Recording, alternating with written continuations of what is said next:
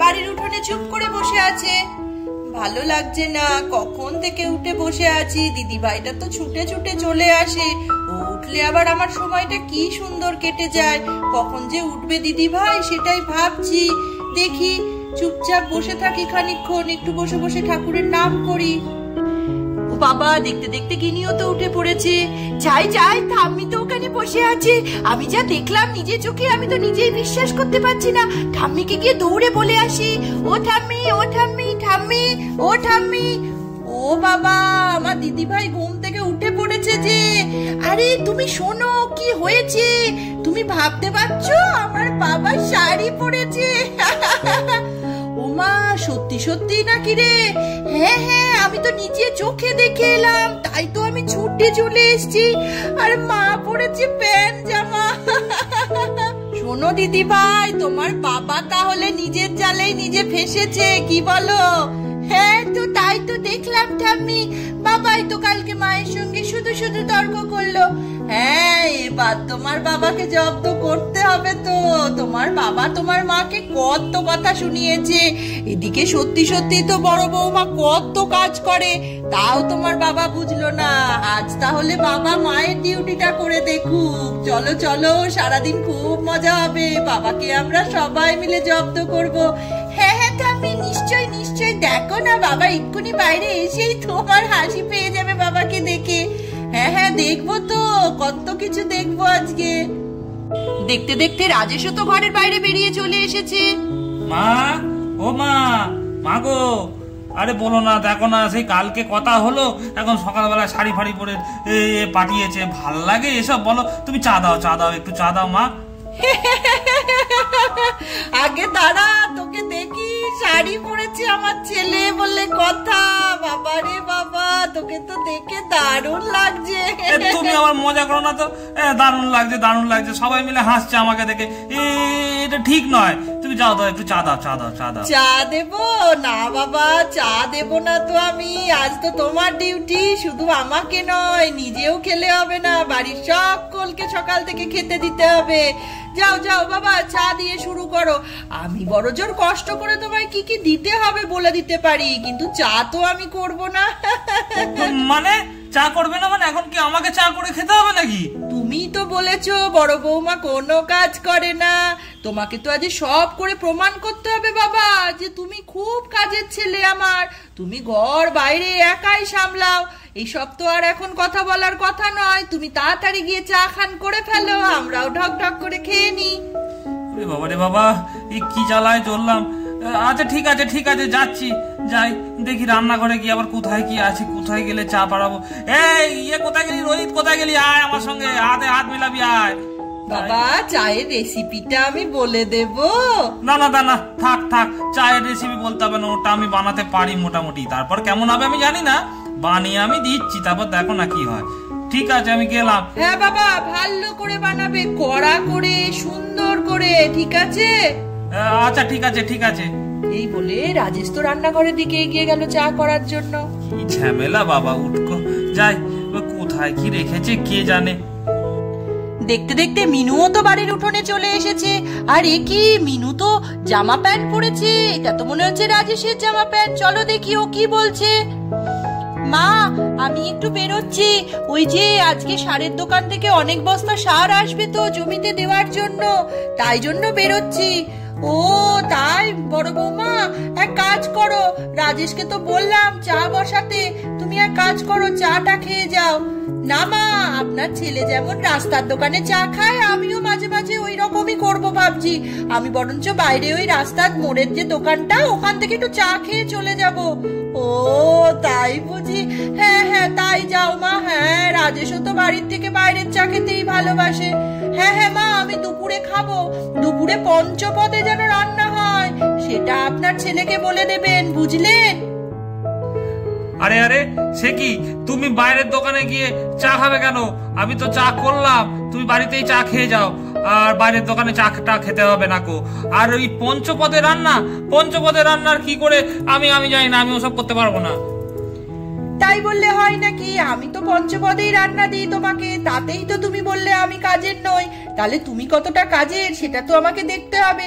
আর চা তো আমি বাইরের দোকানেই খাবো। আমার হাতের চায়ের টেস্ট যেমন তোমার লাগে না, তেমন তোমার হাতের চায়ের টেস্ট তো আমার আরোই লাগবে না। আমি বাইরে গিয়ে সুন্দর করে চা খেয়ে জমির কাজকর্ম দেখে দুপুরবেলা বাড়ি এসে টুক করে খেতে বসে যাব। আর খাবারগুলো কিন্তু টেস্টি হওয়া চাই, সব কিছু নুন মিষ্টি তেল সব ঠিকঠাক করে দেবে, বুঝলে?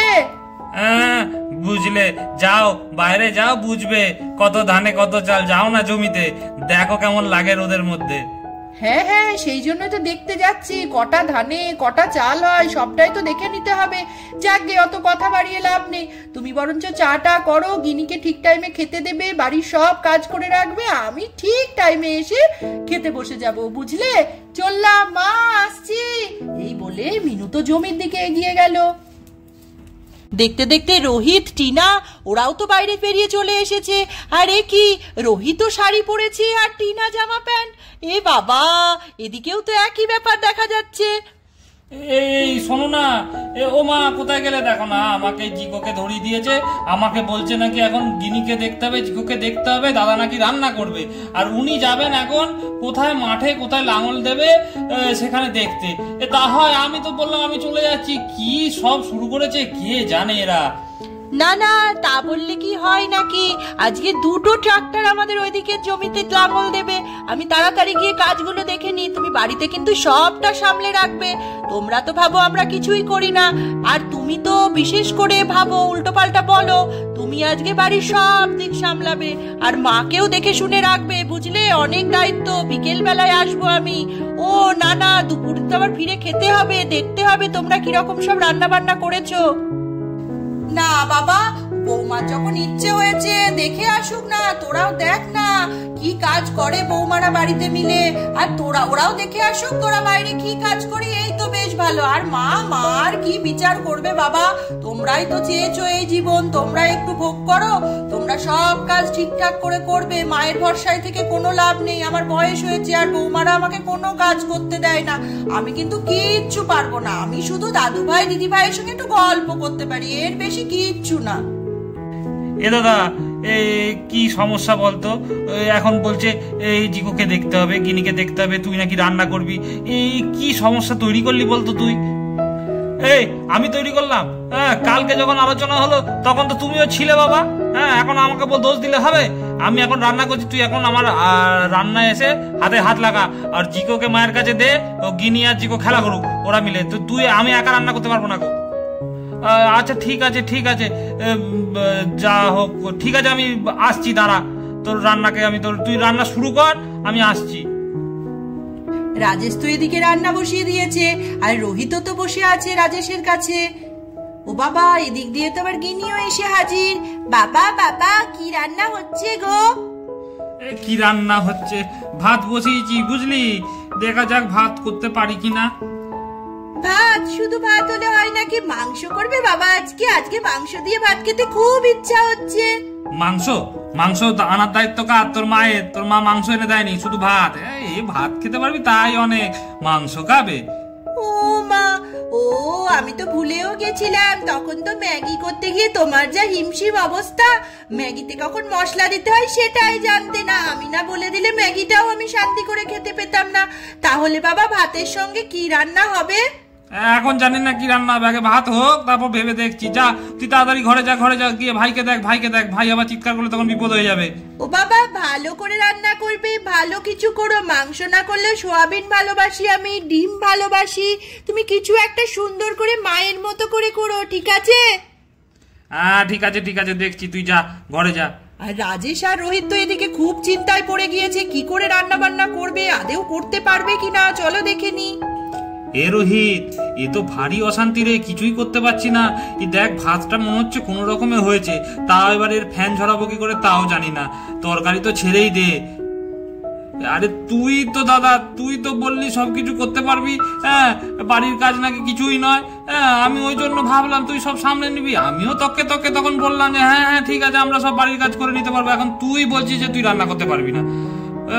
আরে দেখ, আমি যেটা বলছি শোন, আমি যতদূর চিনি বুঝলি, ও মিনু কিন্তু ওই একদম দুপুর বেলায় খেতে আসবে না। আমার ওর উপর ভরসা আছে, ও ঠিক জানে। দেখ না, একটু আগে আগেই আসবে। আমি শুধু ভাতটা করে রাখলাম, নেহাত যদি ওরা দেরি করে আসে তখন অ্যাটলিস্ট ঘি নুন দিয়েও তো খেতে পারবো, বাচ্চাগুলোও খেতে পারবে, বুঝলি। আর সত্যি তো দেখ না, বাড়ির কাজ কি শক্ত, আমারই মনে হয় বলা খুব ভুল হয়ে গেছে, বুঝলি। ওরম ভাবে না বললেই হতো। এর থেকে বাবা বাইরের কাজ অনেক সোজা, কি বলিস? আরে হ্যাঁ হ্যাঁ, ঠিকই বলেছিস, বাইরের কাজ খুবই সোজা। বাইরে যাবো, বন্ধু বান্ধবদের সঙ্গে গল্প টল্প করবো, কাজ করবো, ঘুরবো, চা খাবো, চলে আসবো। তা নয় তুই এখন তোর পাল্লায় পড়ে শাড়ি মারি পরে এখন আমাকে ভাত রান্না করতে হচ্ছে তোর সঙ্গে। চল, এসব আর কিছু করতে হবে না, থাক, বুঝলি। হ্যাঁ হ্যাঁ, ঠিকই বলেছিস, ভাতটা এখন কোনো রকমে করা আছে, থাক। তারপর ওরা এলে সে নয় ওদেরকে বলবো যে যা বলেছি ভুল বলেছি বলে ক্ষমা টমা চেয়ে নেবো, ওরা দেখবি ঠিক রান্না করে নেবে। ও বাবা, এদিকে তো বাড়ির বাইরে মিনু আর টিনা দুজনেই চলে এসেছে। ও দিদি ভাই, তুমি এত জেদ করে গেলে, আবার টানতে টানতে নিয়ে চলেও এলে, এখনো তো বেলা বয়ে যাচ্ছে। চলো চলো, ঘরে যাই, গিয়ে খেতে চাই। আরে ওই জন্যই তো আমি একটু আগে আগে এলাম। ওরা কি পারে নাকি ওসব রান্না বান্না করতে? ওই ভাত করবে কিনা তাই সন্দেহ। বাচ্চাগুলো তো খাবে, বাড়ির বয়স্ক মানুষটাও আছে, সেটাও তো ভাবতে হবে। আমি তো শুধু শিক্ষা দিতে চেয়েছিলাম যে বাইরের কাজটার থেকে বাড়ির কাজটা কোনো অংশে কম নয়। ওই জন্যই চলে গেছিলাম, বুঝলি। শিক্ষা যদি পেয়ে থাকে ভালো, না হলে দুটো কথা শুনিয়ে রান্নাটা বসিয়ে দিই, বুঝলি। আর দেরি করা ঠিক হবে না, বাচ্চাগুলোও ঘরে কি করছে কে জানে। ও বাবা, দিদি ভাই, তোমার মাথায় কত বুদ্ধি, ঠিকই বলেছো, কে জানে ওরা কি করছে। চলো চলো, তাহলে ঘরে যাই। এই বলে মিনু আর টিনা তো ঘরের দিকে এগিয়ে গেল। ওই রান্না বান্না কতদূর হলো? আজ তো একটু তাড়াতাড়ি খিদে পেয়ে গেল আনন্দের চোটে। আমার বর রান্না করবে বলে কথা। কতদূর করলে গো রান্না বান্না? পঞ্চপদ না হোক 3 পদ তো হয়েছে, ওই দিয়েই খেয়ে নেব। রান্না এই মিনু, বুঝলে, আমি না খুব কষ্ট করে শুধু ভাতটাই করেছি, আর কিছু করতে পারিনি। সত্যি তোমাদের কাজগুলো না খুব কষ্টের। রাজেশ তো সব কাজ ফেলে উঠে দাঁড়িয়ে পড়েছে আর তাড়াতাড়ি করে মিনুর দিকে এগিয়ে চলে এলো। এই মিনু, বুঝলে, আমার না তোমাকে ওরকম বলা উচিত হয়নি, খুব ভুল হয়েছে, বুঝলে। তোমাদের কাজ খুব কঠিন, খুব শক্ত, আমার পক্ষে এই কাজ করা সম্ভব নয়। আমি তখন থেকে চেষ্টা করে শুধু ভাতই করতে পেরেছি, রান্না বান্না বাকি আর কিছুই করতে পারিনি, বুঝলে। ও তাই বুঝি, এবার বুঝলে তো? কালকে কতগুলো কথা শোনালে, খুব খারাপ লাগছিল। এত কষ্ট করি সারাদিন, নিজের শরীরের দিকে নিজেই যত্ন নেওয়ার সময় পাই না, তাও তুমি অত কথা শোনালে। সত্যি তো দাদা ভাই, শুধু আপনি কেন, আপনার ভাইও তো কম কিছু শোনালো না। আমাদের খুব খারাপ লেগেছিল, ওই জন্যই তো ভাবলাম একদিন সংসারটা আপনারাও করে দেখুন। বাচ্চা কাচ্চা সামলানো, রান্না বান্না করা, এ কি কম কাজ? আর দিদি ভাই একা হাতে তো পুরো সংসারটা টেনে নিয়ে যায়, আমাকেও তো সেরকম কাজ করতে দেয় না। ঠিকই বলেছো, ঠিকই বলেছো তোমরা, আমাদের বড় ভুল হয়ে গেছে। ঠিক আছে, আমাদের ক্ষমা করে দাও। তোমরা একটু রান্না বান্না করে নাও, নাহলে দুপুরে কিচ্ছু খেতে পাবে না। মা, ও মা, একবার বাইরে আসুন, দেখুন আপনার ছেলেরা কি বলছে। দেখতে দেখতে মিনুর ডাক শুনে তাড়াতাড়ি করে তো মিনির ঠাম্মি বাইরে বেরিয়ে এসেছে। কি বৌমা, কি বলছো? কিছু বলছো? হ্যাঁ মা, আর বলবেন না, এই দেখুন আপনার ছেলে ক্ষমা চাইছে, নিজে কালকে যা যা বলেছে সব ভুল বলেছে বলছে। হ্যাঁ ঠিকই বড় খোকা, তোরা দুজনেই কালকে যে ঝগড়া জুড়েছিলি, কি বলবো। আমি তো চাইলেই আজকে তোদের রান্নায় সাহায্য করতে পারতাম, দরকারে রান্নাটাও করে দিতে পারতাম, কিন্তু কি বলতো, তাহলে তোদের কখনোই এই বুদ্ধিটা আসতো না, তাহলে তোরা নিজেদের ভুলও বুঝতে পারতিস না। তাই জন্যই তো আমি কিচ্ছু বলিনি। খুব ভালো করেছেন মা, আপনি সাহায্য করলে ওরা তো বুঝতেও পারতো না। বাবা বাবা, আমার তো খুব আনন্দ হয়েছে, তুমি নিজের ভুল বুঝতে পেরেছো। তুমি যে মায়ের কাজগুলো পারো না, সেটা তোমার তো বোঝা উচিত ছিল। যাকে সব থেকে আমার মজা হয়েছে, আমার বাবা শাড়ি পরেছে আর আমার মা জামা প্যান্ট পরেছে। কি মজা, কি মজা। চলো চলো মা, তাড়াতাড়ি করে রান্না করো, আমার খুব খিদে পেয়েছে। তাহলে দেখতেই পেলে বন্ধুরা, রাজেশ আর রোহিত আজকে শাড়ি পরে ঘরের সব কাজ করতে গিয়ে কিরকম নাজেহাল হলো, আর ওদের এই অবস্থা দেখে গিনি, জিকু আর বাড়ির সবাই কি মজা পেল। এরকমই আরো মজার মজার ভিডিও দেখতে হলে অবশ্যই চ্যানেলটিকে এক্ষুনি সাবস্ক্রাইব করে দাও, আর ভিডিওটি ভালো লাগলে লাইক কমেন্ট করতে ভুলবে না যেন বন্ধুরা। আজকের মতন এটুকুই, টাটা।